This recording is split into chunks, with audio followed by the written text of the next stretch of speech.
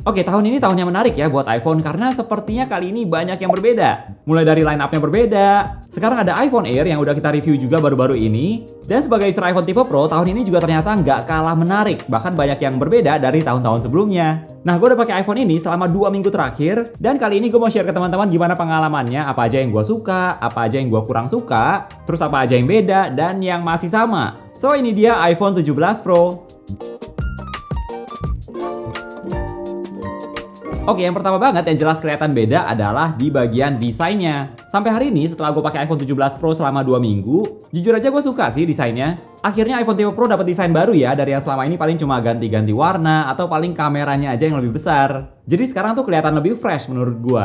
Bahkan pilihan warna iPhone tipe Pro tahun ini juga bagus-bagus loh. Dari yang gue lihat langsung, kalau buat gue ketiga pilihan warna iPhone 17 Pro itu menarik banget. Nah, untuk di video kali ini gue udah ada iPhone 17 Pro yang warna deep blue. Memang gue sering dengar orang cenderung pilih warna yang cosmic orange atau yang silver, yang menurut gue itu juga memang warna yang bagus sih. Tapi warna deep blue ini menurut gue warna yang underrated. Karena makin dilihat cakep juga. Apalagi kalau kena lighting yang bagus, warna birunya tuh bagus loh. Untuk desain bagian belakangnya juga udah berbeda dari iPhone tipe Pro sebelumnya. Terutama yang ngebedain ada di platonya ini yang jadi ciri khas seri iPhone 17 Pro. Desainnya masih familiar dengan desain iPhone, tapi jadi ada bedanya dengan iPhone tipe-tipe sebelumnya. Nah, gue ada lihat beberapa orang yang bilang platonya ini enak buat bantu pegang iPhone-nya supaya gripnya lebih mantep dengan pakai jari telunjuk seperti ini. Dan gue bisa konfirmasi ini memang bener. Karena ternyata jadi lebih nyaman pegang iPhone 17 Pro ini dibandingkan sebelumnya. Gripnya jadi lebih oke sih dengan tambahan jari telunjuk buat tahan berat iPhone-nya kayak gini. Dan ngomong-ngomong soal kenyamanan pas pegang iPhone-nya, menurut gue iPhone 17 Pro tahun ini tetap nyaman kok walaupun desainnya udah beda. Terutama di bagian sudutnya yang rounded atau lebih bulat kayak gini juga bikin lebih nyaman pas pegang iPhone-nya. Walaupun sebenarnya secara ukuran iPhone 17 Pro kali ini tuh agak lebih besar dari sisi panjang, lebar, tinggi, dan sedikit lebih berat. Nambahnya nggak banyak sih, jadi nggak akan terasa beda yang gimana banget. Tapi sebenarnya ukuran iPhone 17 Pro ini lebih besar dari iPhone 16 Pro. Nah, ngomong-ngomong tahun ini, akhirnya gue kembali lagi pakai iPhone tipe Pro. Jadi kalau di seri iPhone 16 gue pakai iPhone 16 Pro Max, dan kali ini gue kembali pakai iPhone 17 Pro. Memang berasa ya bedanya dari iPhone tipe Pro Max ke iPhone tipe Pro itu berasa jadi ukuran yang compact gitu. Tapi ya menurut gue ini ukuran yang oke banget buat jadi daily driver, nggak kebesaran. Nah, di iPhone 17 Pro tentu saja kita juga perlu bahas soal material yang dipakai di iPhone 17 Pro. Karena sekarang udah menggunakan aluminium unibody. Awalnya pas denger udah nggak pakai titanium berasa kayak downgrade ya, karena secara durability ini titanium ini udah oke banget. Contohnya aja iPhone 16 Pro Max gua yang sampai sekarang di bagian frame titaniumnya ini masih mulus banget. Karena ini titanium, lebih scratch resistant. Tapi penggunaan aluminium ini juga ada tujuannya. Karena unibody, jadi secara keseluruhan lebih kokoh dibandingkan sebelumnya, hampir semua bagiannya dari kaca. Dan yang gue yakin jadi alasan utama juga adalah karena aluminium lebih efektif dalam menghantarkan panas dibandingkan titanium. Yang akan gue share lebih lanjut di video ini pengalaman pakai iPhone 17 Pro buat aktivitas yang berat seperti apa. Nah, kalau teman-teman perhatiin di bagian belakang yang warnanya agak beda ini dari warna body iPhone-nya. Nah, bagian ini terbuat dari ceramic shield supaya bisa tetap wireless charging. Jadi untuk di bagian layar udah pakai ceramic shield 2 dan di bagian belakang ini udah pakai ceramic shield juga. Jadi secara durability udah lebih bagus. Nah, gue juga notice dari berbagai info yang beredar di internet kalau iPhone 17 Pro ini sepertinya gampang kebaret ya. Terutama di bagian pinggir kamera platonya ini. Memang secara teori hasil anodisasi ini lebih rentan kebaret sih di area yang bentuknya agak tajam seperti di kamera plato. Makanya beberapa user iPhone 17 Pro ada yang share bagian sudut kamera platonya ini kebaret. Tapi sebenarnya overall durability-nya masih oke kok. Kalau tonton cek video Jerry Rig Everything ini udah bener-bener dites. Bagian ceramic shield di belakang udah scratch resistant, termasuk di area kamera platonya juga scratch resistant. Cuma di bagian sudut-sudutnya aja yang agak lebih rentan. Mungkin tipsnya teman-teman bisa pilih warna yang lebih cerah, misalnya seperti cosmic orange atau terutama warna silver, supaya kalau ada scratch nggak akan sejelas di warna gelap kayak deep blue. Terus gue juga saranin teman-teman buat pakein case ke iPhone 17 Pro kalian, supaya lebih aman cari case yang bisa lindungin terutama di bagian kamera platonya ini. Jadi kalau misalnya pas ditaruh di meja, bodi iPhone 17 Pro-nya nggak akan langsung bergesekan dengan permukaan meja. Nah, ngomong soal proteksi buat iPhone 17 Pro, Apple juga udah luncurin beberapa aksesoris baru. Yang pertama ada tech woven case dengan MagSafe buat iPhone 17 Pro. Ini case yang bisa dibilang premium ya menurut gua karena harganya $59 atau di Indonesia dijual sekitar 1 jutaan. Ada beberapa opsi pilihan warna yang bisa teman-teman kombinasiin sama warna iPhone 17 Pro atau Pro Max kalian. Tapi kalau yang warna deep blue sepertinya paling cocok warna case-nya yang biru juga sih. Lebih cocok gitu kelihatannya. Secara kualitas menurut gue tech woven case ini memang kelihatan oke. Cuma mungkin masih butuh waktu yang lebih lama ya buat tes apakah untuk jangka panjang tech woven case ini masih oke atau enggak. Tapi pas pegang memang terasa kayak case mahal gitu. Teksturnya terasa. Anyaman yang rapatnya tuh terasa di bagian luar dan dalam case-nya, jadi nggak licin pas dipegang. Dan bagian kameranya juga sedikit lebih tinggi dari kamera iPhone, jadi membantu melindungi kamera plato iPhone-nya juga. Dan karena support MagSafe, teman-teman juga bisa langsung tempel iPhone kalian sambil wireless charging. Aksesoris baru lainnya dari Apple yang bisa buat iPhone 17 Pro, iPhone Air, atau iPhone 17 yang biasa adalah ini, crossbody strap. Crossbody strap ini fungsinya supaya teman-teman nggak perlu repot harus pegang terus atau harus dikantongin terus iPhone kalian, tapi bisa dicantolin ke case misalnya tag woven tadi dan pakainya bisa digantung kayak gini. Ada fungsi proteksinya juga sih, jadi iPhone-nya nggak akan jatuh karena lepas dari tangan, termasuk buat dikantongin juga bisa. Warnanya sih bagus ya, gue udah ada contoh yang warna black dan pasangnya juga gampang. Tapi ini juga menurut gue salah satu aksesoris yang premium ya, karena harganya juga $59. Bahkan di sini dijualnya hampir 2 juta. Memang secara kualitas, gue yakin Apple juga pasti bikin aksesoris dengan kualitas yang bagus, cuma ya secara harga memang premium. Gue udah pakai iPhone 17 Pro ini selama 2 minggu terakhir dan so far sih nggak ada baret atau scratch ya. Semoga jangan sampai ada. Tapi gue yakin salah satu faktornya karena gue juga selalu pakai in case. Nah, sekarang kita balik lagi ke iPhone 17 Pro. Untuk di bagian layarnya sebenarnya overall masih kurang lebih sama dengan iPhone 16 Pro. Layar 120Hz, 6,3 inci OLED, terus resolusinya juga sama. Tapi yang ngebedain di layar iPhone 17 Pro kali ini adalah peak brightness-nya bisa sampai 3000 nits kalau lagi di situasi outdoor yang terang banget sambil nyalain fitur auto brightness. Dan sekarang kalau tonton ke setting accessibility udah ada fitur display pulse smoothing. Jadi buat orang yang matanya sensitif dengan PWM pada layar OLED, nah buat mengurangi ketegangan mata, pusing pas lihat layar karena flicker di tingkat kecerahan rendah, kalian bisa nyalain fitur ini. Oh ya, di iPhone 17 Pro kali ini layarnya juga udah ada anti-reflective coating. Jadi bisa bantu mengurangi pantulan cahaya yang menurut gue ini juga cukup bagus dibandingkan sama sekali nggak ada. Ini bedanya dengan iPhone sebelumnya yang nggak ada anti-reflective coatingnya. Layar yang bagus kok di iPhone 17 Pro tahun ini. Bisa dipakai di outdoor nggak masalah. Layarnya juga bagus, warnanya cakep, enak dilihat. Jadi kalau buat nonton atau edit foto, layarnya sih udah bagus banget. Terus kalau kita ke bagian speaker, akhirnya sekarang di iPhone 17 Pro grill di bagian bawahnya ini udah balance ya jumlahnya, kiri kanan. Karena garis buat antena di iPhone udah dipindahin di sekitar area kamera platonya. Dan ngomong-ngomong soal speaker, iPhone 17 Pro juga masih dilengkapi dengan stereo speaker, satu di bagian atas layar dan satu lagi di bagian bawah iPhone-nya. Masih speaker dengan kualitas yang bagus, udah termasuk kencang buat aktivitas sehari-hari. Bassnya juga nendang, terutama ketika nggak dalam volume maksimum. Buat nonton atau denger lagu sih udah oke banget speakernya.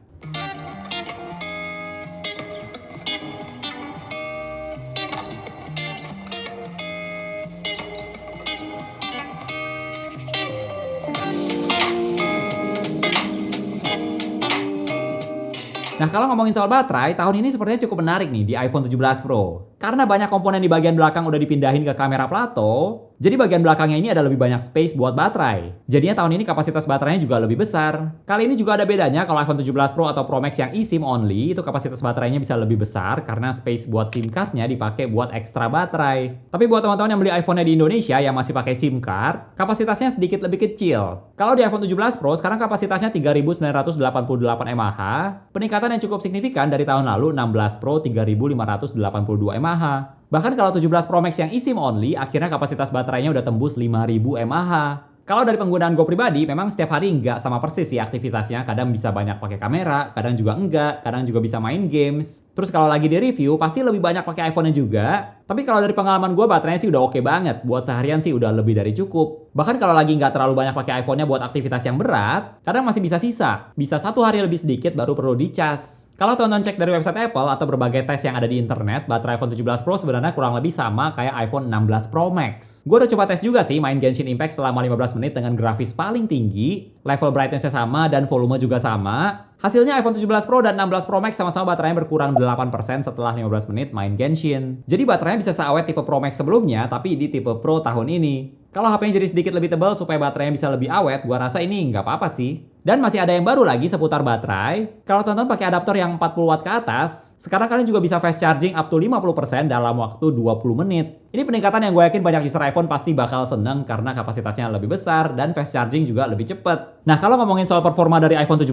Pro, tentu saja ngapain aja cepet dan lancar kok. Buka tutup apps cepet, edit foto, terus apply efek juga cepet, dan main games juga bisa dengan setting maksimum. Sebenarnya kalau ngomongin soal performa dari iPhone baru tuh selalu gimana gitu ya, karena sebenarnya iPhone sebelumnya kayak misalnya iPhone 16 Pro Max ini pun juga gue nggak ada komplain apapun soal performanya karena ngapain aja udah lancar. Dan sekarang di iPhone 17 Pro dengan spesifikasi yang udah di-upgrade, sekarang udah pakai chip A19 Pro, 6 core CPU, 6 core GPU, 16 core Neural Engine, dan RAM-nya juga udah 12 GB dari yang sebelumnya 8 GB.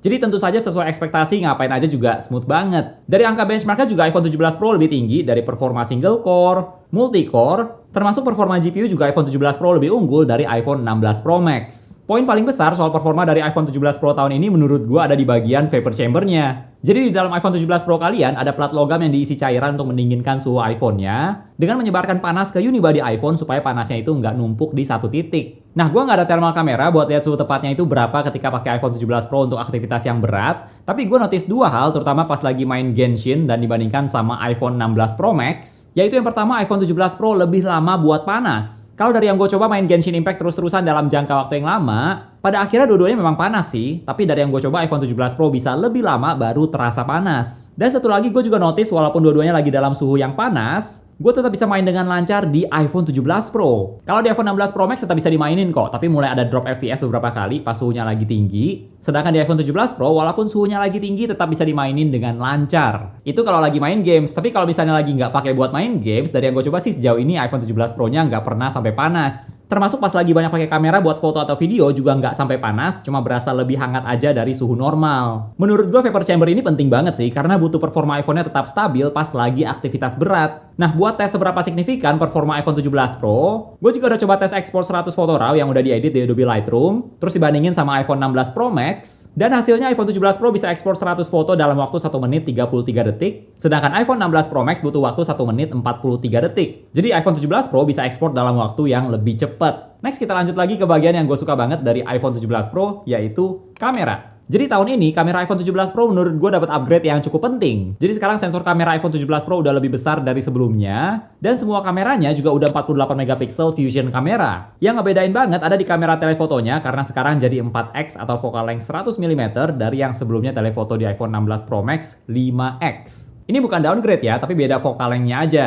Kalau tonton lihat dari website Apple atau di iklannya iPhone 17 Pro, ada opsi 8x. Nah, ini bukan berarti kamera telefotonya 8x ya, tapi sebenarnya ini crop dari sensor kamera telefoto yang 4x. Makanya disebutnya sebagai optical quality. Tapi di iPhone 17 Pro sekarang ada 8 opsi focal length yang berbeda, supaya tonton bisa ambil foto dengan lebih fleksibel, tinggal sesuaiin aja mau focal length yang berapa. Oh ya, di iPhone 17 Pro juga sekarang digital zoom-nya bisa sampai 40x, bukan 25x lagi seperti di iPhone 16 Pro Max. Nah, gue juga udah ambil banyak foto dari kamera iPhone 17 Pro ini, dan gue suka banget hasilnya. Dynamic range-nya bagus, kontras dan sharpness-nya juga bagus, warnanya juga kelihatan natural dan konsisten, bokehnya juga bagus, termasuk kamera telefotonya juga bagus loh menurut gue.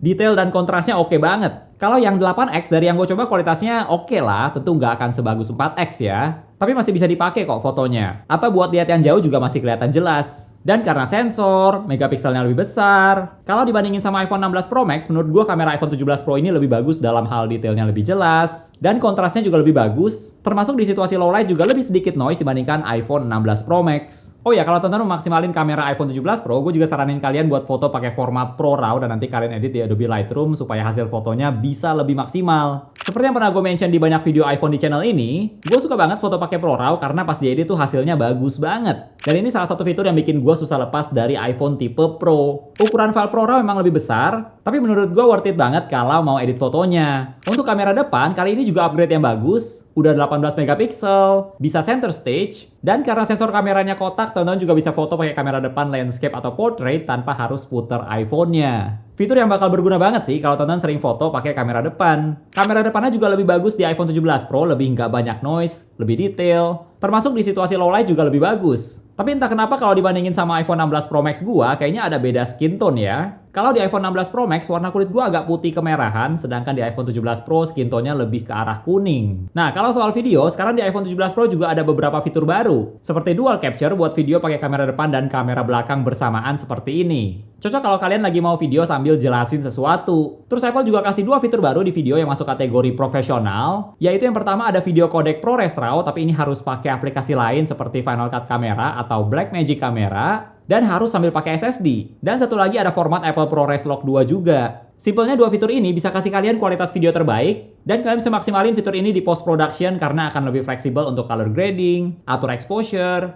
white balance, dan sebagainya. Memang ini fitur buat profesional banget sih. Tapi perlu diingat dari yang gue coba satu video ProRes RAW 1 menit, ternyata ukuran filenya bisa hampir 10 GB loh. Jadi kalau mau rekam video dalam ProRes RAW, make sure kalian punya storage yang banyak. Bukan cuma banyak, tapi banyak banget. Termasuk sekarang ada fitur Gen Lock kalau mau sync video dengan beberapa iPhone seperti ini. Tapi ini juga fitur yang gue yakin kebanyakan orang nggak akan pakai sehari-hari. Sebenarnya fitur-fitur Pro ini bukan fitur yang akan sering dipakai sih di orang-orang pada umumnya. Tapi ini fitur yang nice to have lah, karena tahu kamera iPhone kalian ternyata bisa seprofesional itu. Nah, tapi kalau tonton nggak pakai fitur-fitur profesional tadi, secara default video bawaan dari iPhone 17 Pro juga udah bagus banget kok. Kualitasnya nggak dipertanyakan lah. Dynamic range-nya bagus, tajam, stabilisasi juga oke banget. Termasuk kamera depannya juga sekarang sepertinya lebih stabil dibandingkan kamera depan iPhone 16 Pro Max. Buat tonton yang suka bikin video pakai iPhone atau buat konten, gue yakin kalian pasti bakal suka kualitas video dari iPhone 17 Pro. Paling masalah klasik dari kamera iPhone masih ada juga di iPhone 17 Pro kali ini,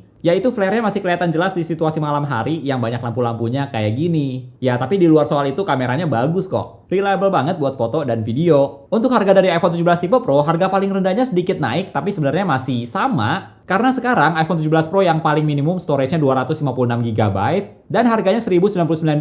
Sama kayak iPhone 16 Pro yang 256GB, atau di Indonesia harganya sekitar mulai dari 23 jutaan. Menurut gue tahun ini tahun yang menarik sih buat lineup iPhone, termasuk iPhone 17 Pro banyak peningkatan yang cukup penting. Tahun ini Apple sepertinya lebih berani ya menurut gue, mulai dari ganti desain, terus kasih warna yang berbeda dari biasanya. Performa juga udah di-upgrade, belum ditambah lagi vapor chamber, baterainya juga lebih besar, dan kameranya juga gue suka banget. Mau buat foto atau video, hasilnya memuaskan. Banyak yang di-update kali ini tuh penting gitu buat kasih pengalaman pakai iPhone yang lebih nyaman. Ya tentu saja kalau tonton baru aja upgrade ke iPhone 16 Pro, gue nggak akan rekomendasiin kalian buat upgrade ke iPhone 17 Pro karena pasti experience-nya nggak akan beda jauh. Tapi buat tonton yang mungkin pakai iPhone 12, 13, atau bahkan iPhone 14, terus kalian mau upgrade ke iPhone 17 Pro, menurut gue tahun ini tahun yang bagus sih buat upgrade ke iPhone 17 Pro. Plus kalau mau pakai desain iPhone terbaru, pilihannya ya ada di iPhone 17 Pro. So itu dia review dari iPhone 17 Pro, iPhone yang menarik banget tahun ini. Kalau menurut tonton gimana nih? Kalian tertarik buat upgrade ke iPhone 17 Pro atau nanti aja? Atau buat tonton yang udah upgrade ke iPhone 17 Pro, gimana pengalamannya? Coba share di komen ya.